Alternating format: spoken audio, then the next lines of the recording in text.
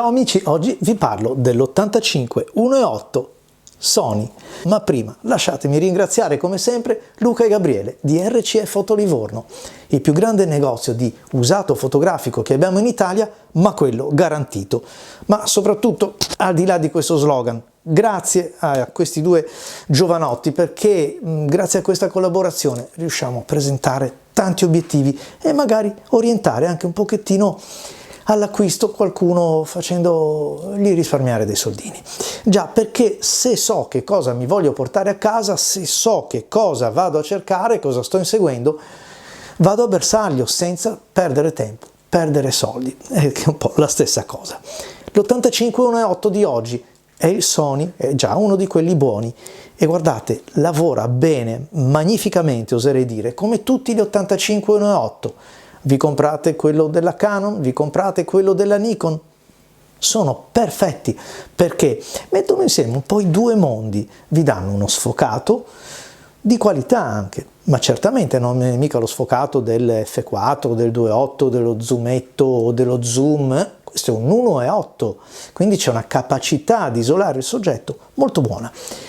Non vi danno problemi neanche di definizione, nel senso che c'è il dettaglio nell'immagine, cosa che per esempio nei super luminosi a volte viene un po' a mancare. Per la loro conformazione, per la loro progettazione, la nitidezza è al centro ma è spalmata in maniera così radiale sul fotogramma che si viene a perdere già quasi passato il centro del fotogramma. Qui no, ce n'è di più. Forse un look un po' più moderno, un obiettivo che riesce a fare molto di più in termini di ampiezza di lavoro rispetto ad un super luminoso che si trova a suo agio quando le condizioni di luce sono quelle.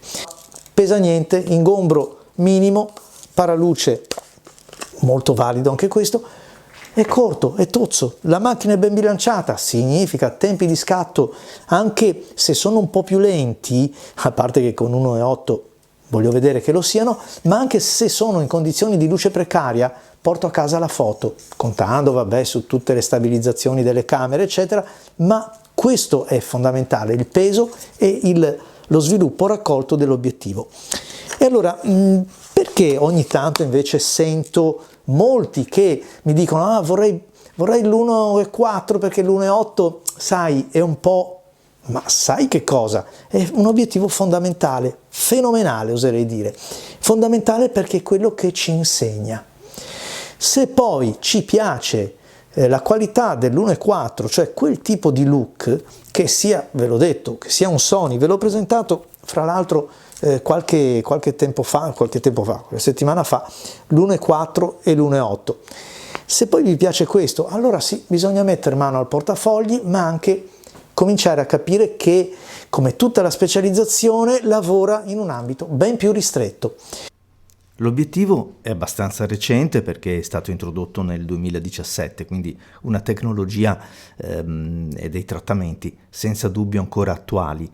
È un f1.8, ma le lamelle sono 9 e quindi questo è senza dubbio qualcosa che lo caratterizza in senso buono. La distanza minima di messa a fuoco è quella tipica di un 85 mm, poco sotto il metro, con un rapporto di ingrandimento tutto sommato insomma non esaltante, però quello che colpisce è che si tratta di 9 elementi in 8 gruppi, vuol dire che abbiamo delle lenti singole, poche tra l'altro, soltanto un doppietto, e quindi vuol dire qualità nell'immagine. L'autofocus o la messa a fuoco insomma è affidata allo stepper motor, che ormai insomma è un po' la tecnologia che caratterizza un po' tutti quanti gli ultimi obiettivi. I filtri sono da 67, anche questa è una comodità. E allora questo obiettivo me lo compro?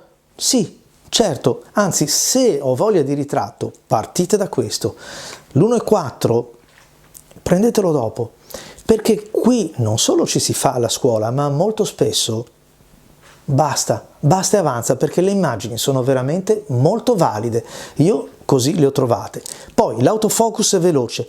Sapete che gli obiettivi invece super luminosi, quelli un pochettino più pesanti in termini di vetro da spostare, come questo magnifico 1.4, non hanno mica un autofocus così reattivo, e poi volete mettere questo qua, me lo tengo in mano per un paio d'ore per il mio servizio, per quello che devo fare, e non mi pesa. Con questo sì. Poi anche un'altra cosa, qui non mi serve né battery grip né niente, perché il peso dell'obiettivo è abbastanza in linea con quello della camera, cioè il bilanciamento ottimale significa avere un rapporto di scatto molto favorevole. Quando comincio a metterci un obiettivo da 1 kg, 1,2 kg, le cose cambiano. Non solo aumenta la fatica e quindi dopo un po' le foto vengono più mosse, ma si sbilancia tutto il gruppo corredo, camera, obiettivo, e magari vi serve il battery grip. Altro peso? Fatevi le ossa con questo, difficilmente lo cambierete. Poi, che sia il più bello degli 85 mm che ho provato, forse no. Perché? Perché i gusti personali sono quelli, e quindi non è che quello che vi sto raccontando sia il Vangelo, sono un po' i miei gusti personali. Un obiettivo come per esempio quello Canon ha uno sfocato, secondo me, migliore di questo, un po' meno nervoso. Quello Nikon, l'85-1.8, sta a metà strada fra i due.